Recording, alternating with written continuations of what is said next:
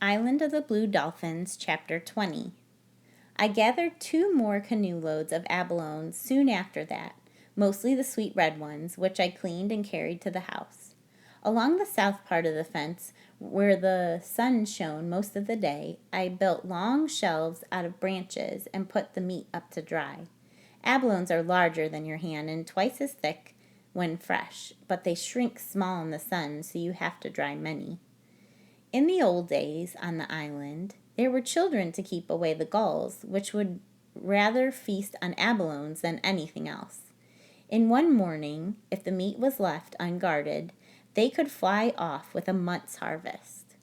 At first, whenever I went to the spring or to the beach, I left Rontu behind to chase them off, but he did not like this and howled all the time I was gone. Finally, I tied strings to some of the abalone shells and hung them from poles. The insides of the shells are bright and catch the sun, and they turn one way and another in the wind. After that, I had little trouble with the gulls. I also caught small fish in a net I had made and hung them up to dry for winter light. With meat drying on the shelves and the shells flashing and turning in the wind, and the strings of fish hanging on the fence, the yard looked as if a whole village were living there on the headland instead of just Rontu and me.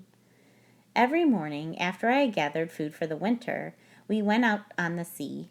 At the end of the summer, I would gather roots and seeds to store, but now there was nothing that needed to be done. We went many places those first days of summer, to the beach where the sea elephants lived, to Black Cave, which was even larger than the first cave we found, and to Tall Rock, where the cormorants roosted. Tall Rock was more than a league from the island, and was black and shimmering because it was covered with cormorants. I killed 10 of the birds the first time we went there, and I skinned and fleshed them and put them out to dry, for someday I wanted to make myself a skirt of cormorant feathers. Black Cave was on the south coast of the island, near the place where the canoes were stored. In front of the cave was a high ledge of rocks, surrounded by deep kelp beds, and I would have paddled by if I had not seen a sea hawk fly out. The sun was in the west, and I had a long way to go to reach home, but I was curious about the hawk and the place he lived in. The opening of the cave was small, like the one in the cave under the headland, and Rontu and I had to crouch low to get through. Weak light came from outside, and I saw that we were in a room with black, shining walls that curved high overhead. At the far end of the room was another small opening. It was long and very dark, but when we reached the end of it, we were in another room which was larger than the first and lit with a shaft of light. The light came from the sun, which shone down through a jagged crack in the ceiling. Seeing the sun shining down and the black shadows drifting over the walls, Rontu barked, then began to howl. The sound echoed through the cave like the howling of a whole pack of dogs. It sent a cold feeling down my back. "Be quiet!" I shouted, putting my hand over his jaws.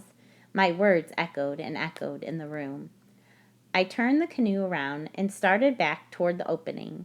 Above it, on a deep ledge that ran from one side of the room to another, my gaze fell upon a row of strange figures.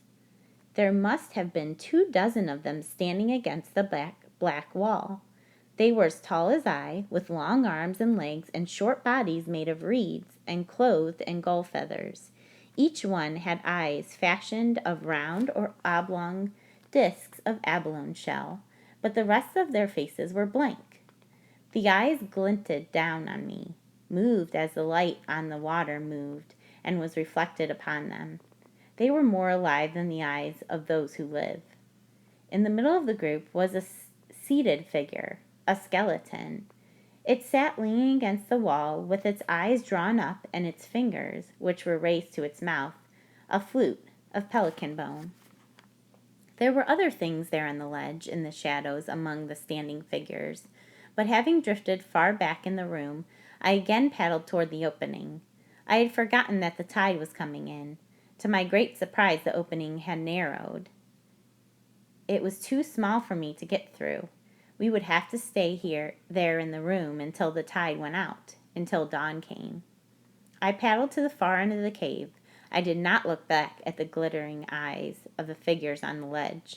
I crouched in the bottom of the canoe and watched the shaft of light grow weak. The opening out to the sea grew smaller and finally disappeared. Night came and a star showed through the crevice overhead. This star passed out of sight and another took its place.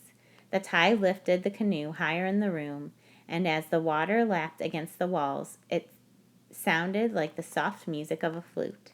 It played many tunes through the long night, and I slept little, watching the stars change.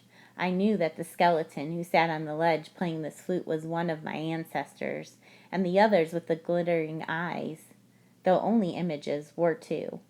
But still, I was sleepless and afraid. With the first light, another high tide almost setting, we left the cave. I did not look up at those standing quietly on the ledge or at the flute player playing for them, but paddled fast out into the morning sea. Nor did I look back. I suppose this cave once had a name, I said to Rantu, who was as glad to be free as I was. But I have never heard of it or heard it spoken about. We will call it Black Cave, and never in all our days go there again. When we came back from our voyage to Tall Rock, I hid the canoe in the cave below the headland. It was hard work, but each time I would lift the canoe from the water and onto the ledge, even though I planned to go out the next morning. 2 summers had come and gone, and the Aleut hunters had not returned. Yet during these days I always looked for them. At dawn, as Rantu and I went down the cliff, I would watch the ocean for their sails.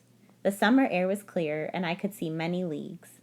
Whenever we went in the canoe, I would never be gone longer than half a day. On the way home, I always paddled close to shore and looked for them. It was the last time that we went to Tall Rock that the Aleuts came. I had hidden the canoe and climbed the cliff with the 10 cormorant skins slung over my back. At the top of the cliff, I stood for a while gazing at the sea. There were some small clouds on the water. One of them, the smallest, did not look like the others, and as I watched, I saw that it was a ship. The sun made bright scales on the water, but I could see clearly. There were 2 sails, and it was a ship coming toward the island. For a long time, I could not tell the color of the sails. I wondered if it could be the white men, though now I thought about them little and seldom looked for them. I left the cormorants hanging on the fence and went to the rock on the headland. I could see no better from the rock because the sun was low and the whole ocean was covered with light. Then, as I stood there, I remembered that the white men's ship would come from the east. This one had come from a different direction, from the north. I still was not sure that it belonged to the Aleuts, but I decided to pack the things that I would take to the cave in the ravine. There was much to take: my 2 birds, the skirt I had made, the stone utensils, my beads and earrings, the cormorant feathers, and all of my baskets and weapons. The abalones were not dry yet, so I would have to leave them. When I had packed everything and put it beside the hole under the fence, I went back to the headland. I lay on the rock so I would not be seen and peered over its rim toward the north. For a moment I did not find the ship, and then I saw that it had traveled faster than I thought it would. It was already rounding the kelp bed close to the rocks of Coral Cove. The last of the sun shone on the ship, on the bow, which was made like the beak of a bird, and on the 2 red sails. I knew that the Aleuts would not come on shore in the dark, and that I had until morning to carry my things to the cave, but I did not wait. Most of the night I worked, making 2 trips to the cave. At dawn, when everything had been moved, I went back to the house for the last time. There I buried the ashes of my fires and threw sand over the shelves and the floor. I took down the shells I had put up to scare the gulls and tossed them and the abalones over the cliff. At last, with a pelican wing, I brushed away the marks of my feet. When I had finished, it looked as though no one had lived there for a long time. By now the sun was up, and I climbed onto the rock. The ship lay at anchor on the cove. Canoes were bringing goods to the shore, and some were out in the kelp beds beginning to hunt for otter. There was a fire on the shore, and beside it a girl. She was cooking something, and I could see the fire shining on her hair. I did not stay long on the headland. Always in the past I had gone to the ravine by a different way so as not to wear a trail. This time I went off toward the west along the cliff and then doubled back through the brush, being careful to leave no tracks. Rontu's prints did not matter because the Aleuts knew there were dogs on the island. The cave was very dark, and I had trouble getting Rontu to go through the small opening. Only after I had crawled in and out several times would he follow me.